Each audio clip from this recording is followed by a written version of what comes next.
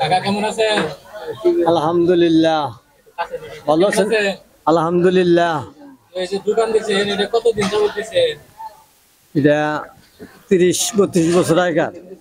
এই যে শুনলাম মধুপুরে যে হাটের ভিতরে বলে যে মরিচ ছোলা খুব জনপ্রিয়, অনেকে খায় অনেক জায়গা থেকে। আসলে এই যে আপনার অভিজ্ঞতা কি, যে এখান থেকে কোন কোন জায়গা থেকে লোক আসে? আপাতত ধনবাড়ি, কালীহাতি, মুক্তাগাছা, এত দূরে দূরে থেকে এই জায়গায় খাওয়া দাওয়া করে এখানে যায়। আসলে আপনি কিভাবে বিক্রি করে নিয়ে ফেলেন? 30টা মিলে দেই কতজনের, 20টা মিলে দেই, কতজন আবার 40টা মিলেও খায়। এইভাবে আপনার দোকানে অনেকগুলো কাস্টমার দেখতেছি, আসলে কোন ধরনের কাস্টমার আপনার জন্য বেশি আসে? আমার জন্য কাস্টমার বেশি আসে, কলেজের ছাত্র আসে, কলেজের ছাত্র? মূর্খ মানুষও আসে, মুন্সি মানুষও আসে, সব ধরনের লোকই এই জায়গায় এসে খাওয়া দাওয়া করে। আপনার আসলে কখন কখন পাওয়া যায়, মানে প্রতিদিন থাকেন নাকি? না না না, মঙ্গলবার আর শুক্রবার।